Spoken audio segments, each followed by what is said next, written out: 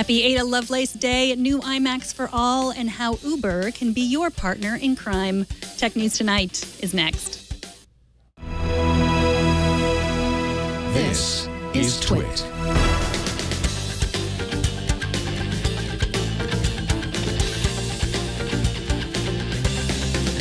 This is Tech News Tonight, episode 444 for Tuesday, October 13th, 2015. This episode is brought to you by Blue Apron. Blue Apron will send you all of the ingredients to cook fresh, delicious meals with simple step-by-step instructions right to your door. See what's on the menu this week and get your first 2 meals free by going to blueapron.com/twit. That's blueapron.com/twit. Welcome, I am Megan Morrone. Happy Ada Lovelace Day, a day devoted to honoring women in technology and science. In case your history teacher forgot to tell you, Ada Lovelace is considered by many to be the world's first computer programmer. Lovelace was a 19th century mathematician who published the first algorithm that was intended for use on Charles Babbage's analytical engine. Lovelace also made some of the first conceptual musings about the potential of computers, imagining a world in which a single machine could complete all kinds of tasks designed by a programmer. So take a minute to honor the contributions of Ada Lovelace, as well as the other women making great leaps in technology and science today. Now let's get to the tech news.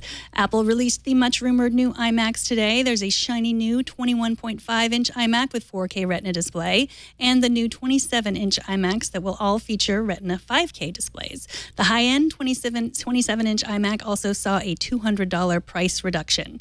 Apple announced accessories too, including the long-awaited updates to the wireless keyboard, the Magic Mouse, and the Magic Trackpad. The new keyboard and mouse come with the new iMacs, but they're also sold separately. The new trackpad comes as an optional accessory for the iMac that will run you about $130. Now, if you really want to dig deep into the development of the new iMacs and accessories, I highly recommend Stephen Levy's Inside Story on Back Channel, which will be in tonight's show notes and which is up on our Facebook page at facebook.com/technewstonight. Don't forget to use the number 2. And Mike Elgin also interviewed Levy this morning on Tech News Today. You can watch that at twit.tv/TNT. Now, last week we told you that the new Twitter CEO Jack Dorsey had planned massive layoffs in order to make the company faster and nimbler. The company announced today that it would cut 336 jobs, which is 8.2% of Twitter's workforce. And Facebook said today that it's testing new video experiences, which looks to us a lot like the company is trying to create its own YouTube inside of Facebook. Facebook is testing features such as suggested videos, making it easier to binge watch to avoid your real life. They also plan to create picture-in-picture floating video screens so you can binge watch, multitask, and also avoid your real life. Perhaps most interesting and possibly most threatening to YouTube is the fact that Facebook is working on a dedicated place on Facebook for watching only videos. The company says they're currently testing all of these features with a small number of customers. Coming up, Jason Abbruzzese from Mashable joins us to explain the Trans-Pacific Partnership and what it means to all of us. But first, we all love to eat, but it's hard to find a meal that doesn't compromise somewhere. Good value, quick to prepare, healthy and delicious.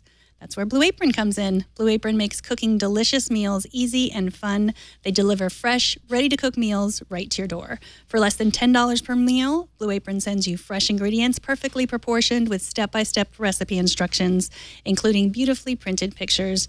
It makes cooking healthy meals really easy and fun. No trips to the grocery store, no waste from unused ingredients. Each balanced meal is 500 to 700 calories per serving. Cooking takes about a half an hour. Shipping is free, and the menus are always new. They won't send the same meal twice. They work around your schedule and dietary preferences, and Blue Apron's experts source only the best seasonal ingredients for incredible meals like Southern-style burgers with green tomato chow chow and Old Bay oven fries or kale, and Monterey Jack quesadillas with avocado, radishes, and fried eggs. So check out this week's menu and get your first 2 meals free by going to blueapron.com/twit. That's right, 2 free meals just for going to blueapron.com/twit. And we thank Blue Apron for their support of Tech News Tonight. The TPP, or the Trans-Pacific Partnership, is one of those simmering news stories that I've been reading about, but which I'm just not sure how to cover on a tech news show. So I invited Jason Abbruzzese, reporter at Mashable, an awesome explainer of all things relating to privacy and intellectual property. Welcome, Jason. Thanks. So what is the TPP? Essentially, it's a trade agreement that about 14 countries have already kind of hashed out, mostly in kind of like secret negotiations over what has been dragging on for now about a decade. But we're finally going to get a look at it, and it's a big trade agreement between the United States, Mexico, Japan. There's a lot of countries in this, and it's essentially going to try to open up trade amongst countries along what's known as the Pacific Rim, kind of countries that are on either side of the Pacific. It's going to touch on a wide variety of things, many of which influence the tech community, like intellectual property and patents and things like that. And I think the scariest thing so far that people have stressed is what we don't know, which is really a lot of the language. The only kind of really concrete language we've seen has been leaked from WikiLeaks. We've actually seen some of the intellectual property stuff, and it has people up in arms. So why is it being hidden from us? Why are we only seeing it on WikiLeaks? I mean, nobody's really sure. Sometimes the early days of these things are hashed out in private negotiations, but at this point, people have been saying that we need to be taking a look at this. We need more time to get an idea of what's actually in there, because one of the other problems is that hopefully we're going to get to see it soon, but it's going to be so far along in the process of negotiations that once it's put in front of Congress, Congress will only have, I think, 90 days to really go over it and then vote on it. So people are very concerned that there's not going to be adequate time to get a look at it and to kind of like figure out what are some of the consequences, what are some of the downsides, what are some of the risks inherent to taking on these kind of agreements, which can have very serious economic consequences for decades to come. The closest comparison is the NAFTA bill, which people still talk about today as being influential on how companies are moving jobs around. So now you say that the TPP could have extensive negative ramifications for our freedom of expression, our right to privacy and due process. It could hinder people's abilities to innovate. From what you've read, could these documents make it easier? Could the TPP make it easier for the U.S. government to censor the internet? That's one of the conceivable ramifications of this, is that some of the way that this is written, people are concerned that it could actually overarch and go over the top of U.S. law. So that if an international company, which at this point every tech giant is, tried to start using some of the language in here to go after certain parts of what happens on their networks, they could theoretically be able to shut some things down. That's a very some might argue that that's a paranoid way to look at it, but some of the experts, you talk to the Electronic Frontier Foundation, they have serious concerns about this. You talk to some outside academics who aren't necessarily beholden one side or the other. They have serious concerns about how this could be used, how some of the language is framed, and how broad it really could become. Well, it's interesting because before I saw your story on Mashable, I think the EFF was the only place I saw talking about it, really. It does seem like they're sort of purposely making it complicated so that we just sort of let it go and we're not paying attention. It certainly can be complicated. Covering this is reminding me a little bit of covering net neutrality, in the sense that, it can be tough to, bring it to light without having to bring people down into the weeds and talk about, how networks are managed and things like that. The Electronic Frontier Foundation has done a good job of just kind of hammering at this over and over again. But as I kind of say in the piece, it's a trade agreement. These things tend to be, pretty boring and pretty dry. It can be difficult to be, adequately concerned but not alarmist on these things without, making overgeneralizations. That's the challenge in covering these kinds of topics. But, I think certainly, tonight at the debate, we could be hearing about it. I could see Bernie Sanders bringing it up. I could see Hillary Clinton bringing it up. Because this is something that, I think in the next few months, especially once it's in front of, Congress people, is going to be talked about a little bit more. So now I read the section on digital trade on the USTR.gov site. It all sounded good. What am I missing? Sure. So I think a lot of this, conceivably could be a positive thing for the United States and for the other countries participating. There's plenty of stuff in there. You're kind of looking at some of the ones right now, sustaining cybersecurity and encryption, things like that. I don't want to go out there and say like everything in this is a disaster and you should be concerned about all of it.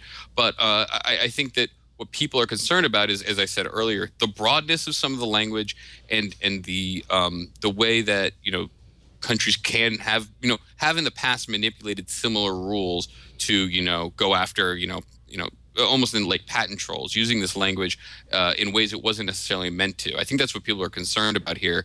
Not that the bill itself is a bad idea or some of the spirit behind it, but people are concerned that some of the power is granted to companies, and one of the biggest criticisms is that they feel that companies have actually been in the room, helping to write some of these laws. They're then going to be able to kind of use this in a way it wasn't meant to start infringing on freedom of speech issues, censorship issues, things like that. Now, you say Obama supports this, but most Democrats do not, and that all goes back to China. Can you talk a little bit about that? Sure. So, I mean, this agreement has its roots many, many years ago, more than 10 years ago now. The actual language that it's based off of didn't even have the U.S. involved at first. But for years, these countries have in Asia and the Pacific Rim have been banding together because they realize the power that China has now and the power it's going to have in the future as it grows is going to be immense. And to kind of shield themselves from trying to be able to throw its weight around too much, they've been kind of signing these deals to try to improve each other's economy and make sure trade flows freely, and they kind of have outs. The United States sees this too, and it kind of wants in on it. And one of the things they're looking to do is create a deeper economic relationship with some of the countries in this region. That's where this is headed. It's kind of seen as almost kind of a way to counter China's rise and make sure U.S. interests and the other countries' interests aren't kind of trampled underfoot by China's rise. I think for Democratic Congress people, they're probably not looking at it that way. They're probably saying to themselves, is this bill going to, close factories in my districts? Are we going to lose jobs? Is this going to hurt my constituents? Whereas the president's, purview is a little more international. It's a little more global. So I think we've seen that split a little bit in how the Democratic Party has been responding to the TPP. So as long as we're talking about politics, the Democratic debates are tonight, probably in just about an hour if you're watching the live version of this show. And you say that there's a new way that people can watch them.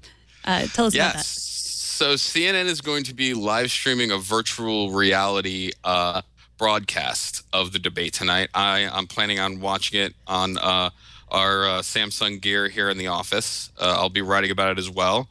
And it should be interesting. I got to preview a little bit of what it's going to look like. And it's kind of interesting to see technology that's not perfect. I think we're so used to so much of our technology these days has been in development for decades. This is something that, I guess VR is not brand new, but the experience still clearly has some rough edges. But I'm kind of excited to see it because of that. So it's designed to really make you feel like you're there. You can't actually interact and get up there on the podium yourself. Yeah. No, they're not going to let you do that yet. But that could be, to give everybody an idea, this thing will be strapped to my face for, at least 2 hours, I would say. But when you're in it, you're going to see people looking around and being able to kind of, see, what you would see if you were sitting in the audience. The Republican debate one was actually recorded by CNN, and they released some clips. My favorite part of the experience was that from where I was sitting, a few rows in front of me was actually Arnold Schwarzenegger. So I could kind of see Arnie's reaction to Trump, to Paul, what everybody was talking, and that was kind of what made the experience fun. Well, it's an interesting use of virtual reality to make us feel closer to politics, which can only help the process. Thank you so much for joining us. Jason Abbruzzese is a reporter at Mashable. He is at Jason Abbruzzese on Twitter. It's always a pleasure to have you explain the complicated matters of privacy. Thanks so much, Jason. I'll try. Thanks a lot. Thanks for having me. Enjoy the debates tonight. Take care. And finally, Uber is the height of convenience, isn't it? You can use it to get around the city on the weekends, to get to work, to ferry your kids to soccer practice. But as one criminal recently discovered, it's not so great as a getaway car. A 23-year-old held up a drugstore outside of Baltimore, after which witnesses saw him get into the back of a silver Lexus. When people caught up with the getaway car, the man behind the wheel said he was only the Uber driver. Now, that's a great excuse, but it appears to be true. ABC News reports that the driver had no idea that the passenger had held up a drugstore. The robbery suspect is currently in the Baltimore County Detention Center on $250,000 bail, and the Uber driver was released. And that is it for this edition of Tech News Tonight. We are on iTunes and YouTube and Feedly, Stitcher, TuneIn, the Apple Podcast app, Overcast, Pocket Cast. You can also subscribe to the show at twit.tv/TN2. You can write to us at TN2@twit.tv, and you can watch live every weekday at 4 p.m. Pacific. And don't miss our morning news program, Tech News Today, every weekday at 10 a.m. Pacific, 1 p.m. Eastern. I'm Megan Morrone. Thanks for watching. Bandwidth for Tech News Tonight is brought to you by CashFly.com.